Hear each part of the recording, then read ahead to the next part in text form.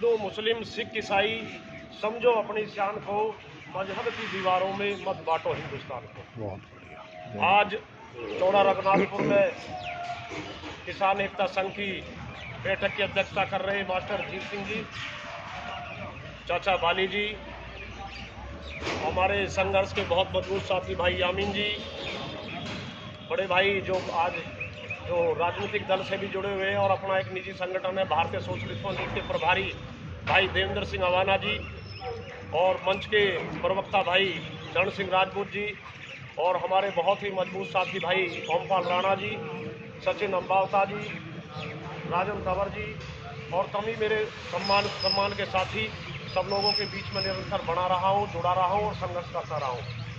आज बहुत अच्छी पहल में पहले तो बधाई देता हूँ चाचा बाली जी को और भाई प्रमोद जी को कि उन्होंने जो 76 से पीड़ित किसान थे, जो आज जो तमाम राजनीतिक दल के लोग और अन्य जो संगठन के लोग आज नर्मदा प्राधिकरण पर अपनी बात को रख रहे हैं, किसी ने भी इस बात को नहीं उठाया कि 76 के किसान भी पीड़ित है जिन्होंने 15 रुपये, 2 रुपये और 3 रुपये का मुआवजा लिया था, और आज वो दर बदर भटक रहे हैं, उनकी कोई सुनने वाला नहीं है।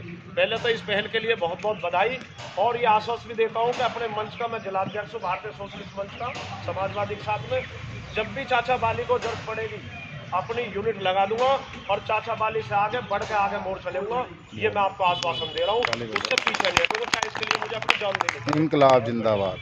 क्योंकि ये मुद्दा बहुत दिनों के बाद उठा है और हमारे भी बहुत पीड़ा थी कि कोई इस मुद्दे को लेकर उठाए, कोई भी संगठन में ना था, हमसे किसी ने बात करी। कई तमाम जो किसान संगठन जो धरना दे रहे हैं उन पे ये मुद्दे भी नहीं है।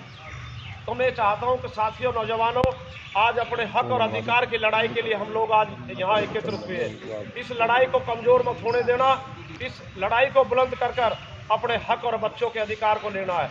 हमें नर्मदा प्राधिकरण ने पीड़ित किया है, हमारे बच्चों से शिक्षा छीनने का काम किया है, हमारे बच्चों को रोजगार छीनने का काम किया है, हमें मलिन बस्ती में रहने के लिए मजबूर किया है।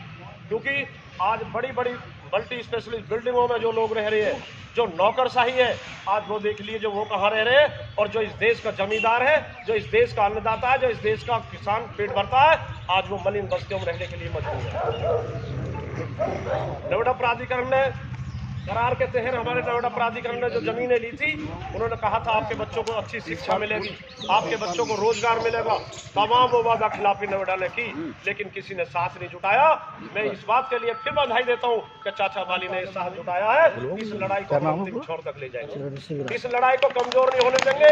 यहाँ चाहे किसी भी कीमत पे लड़ाई किसी भी हद तक जाएगी, लेकिन हम लोग लड़ने के लिए तैयार हैं।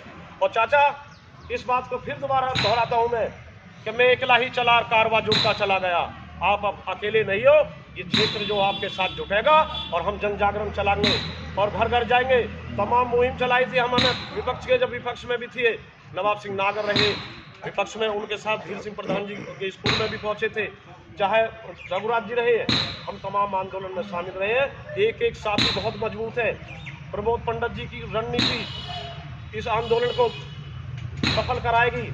देवेंद्र अवाना जी बैठे अपनी टीम के साथ, तमाम लोग, ये लड़ाई कमजोर नहीं होगी। और साथियों, नौजवानों में एक बात और कहने देना चाहता हूँ कि जनप्रतिनिधियों ने इस क्षेत्र को ठगने का काम किया है, आज हमारे अधिकारों को छीनने का काम किया है। पहले ग्राम के प्रधान होते थे तो किसी की पीड़ा होती थी तो ग्राम प्रधान के द्वार जाके अपनी समस्या का समाधान करा लेता था। किसी बहन बेटियों की शादी होती थी तो बारात घर के लिए प्रधान जी से कह दिया जाता था। लेकिन आज हम लोग दर भटक रहे हैं, और नर्मदा प्राधिकरण जो बैठा हुआ अपने ऑनलाइन का आवेदन करके हम गांव के भोले भाले किसानों को ठगने का काम किया जा रहा है, ऑनलाइन के नाम पर ठगने का काम किया जा रहा है, उनके अधिकारों को छीनने का काम किया जा रहा है। कब तक आप चुप बैठे रहोगे? आपकी बहन बेटियों की शादियों के लिए आपको अपने गांव के बारात घर आपकी जमीन में पड़े हुए हैं, वो जमीन आपको नहीं मिल रही है, वो आपको बारात घर नहीं मिल रहे हैं। जो हमारी जमीन पर बाहर के लोग बसे हुए हैं, उनको प्राप्ति सब पहले दी जा रही है। आप क्यों नहीं बोलते? अपने अधिकार के लिए क्यों नहीं लड़ते? आप कहोगे जमीन हमारी, हमारे बाप दादा की है, हमारा पहला अधिकार है। बारात घर अगर हमारी बहन बेटी की होगी तो पहले हमारे लिए प्राथमिकता होगी, इनके लिए बाद में होगी। हम इनका विरोध नहीं कर रहे हैं। इंकलाब जिंदाबाद जिंदाबाद जिंदाबाद। हमारे बाप दादा की जमीन है, उसका अधिकार हमारा होना चाहिए। वो अधिकार नर्मदा प्राधिकरण ने छीन लिया। आपकी जो वोटिंग वो कहा ना, जनप्रतिनिधि का अधिकार छीन लिया। यहाँ से ग्राम के प्रधान होते थे, लेकिन किसी ने वो आवाज नहीं उठाई। जब हमारा प्रतिनिधित्व होगा गांव गली मोहल्ले की समस्या को कौन उठाएगा? ये विपक्ष पक्ष और विपक्ष ने ये बहुत बड़ी साजिश के तहत आप लोगों के साथ बहुत बड़ा षड्यंत्र किया है। आप लोगों के अधिकार को छीनने का काम किया है। आपकी आवाज को कौन उठाएगा? गली मोहल्ले के नेता खत्म कर दिए। आज किस तरह की राजनीति हो रही है? क्या हम लोग आपस में लड़ रहे हैं? प्रमोद पंडित जी के विरोध कर रहे हैं हम इसका? आज विरोध की जरूरत नहीं है, एकजुटता की जरूरत है। अपने अधिकारों को छीनने की जरूरत है। ये निकम्मे भ्रष्ट अधिकारी है, इनकी संपत्ति की जांच कराई जाए। करोड़ों अरबों खरबों की संपत्ति है जो हमारा गांव का जमींदार है। आज उसके बहन बेटियों की शादी के लिए मकान दुकान बेचने की नौबत आ गई है, क्योंकि रोजगार नहीं है। अगर रोजगार होते तो हमारा किसान मजबूत होता।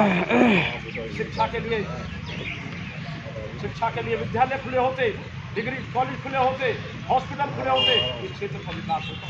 लेकिन नोएडा प्राधिकरण ने इतनी तानाशाही की है और इतना दमन किया है कि आप कैसे देख रहे हो? मैं देख रहा हूँ तमाम जगह अपने पिता को हम रखते हैं। ग्रेटर नोएडा के किसान है, जागरूक है हमसे, इसमें कोई दो राय नहीं है। वो हमसे जागरूक है, लड़ रहे हैं, और जो लड़ा है उसने अपना अधिकार लिया। और मैं फिर एक बात बता देता हूँ, ये किसान संगठन कमजोर नहीं है। ये वो किसान संगठन है जो 13 महीना बॉर्डर पर बैठ के इस देश के तानाशाह को झुका सकता है। तो इस किसान संगठन की ताकत कमजोर नहीं है। ये 10 हो 20 हो, ये लाखों की संख्या में खड़े होंगे, आपको अपना अधिकार मिलेगा। और मैं फिर दोबारा ये कहना चाहता हूँ कि बहुत मजबूत साथी है हमारे ओमपाल राणा जी भी, और ओमपाल राणा जी से बिल्कुल संपर्क में रहिए, आप इनसे कॉन्टेक्ट करते रहिए, हम लोग साथ साथ जाएंगे। और मुझे बहुत अच्छा सुझाव लगा कि आपका जो गली मोहल्ले में हम कंप्लेंट छपाएंगे, डोर टू डोर जाएंगे। यही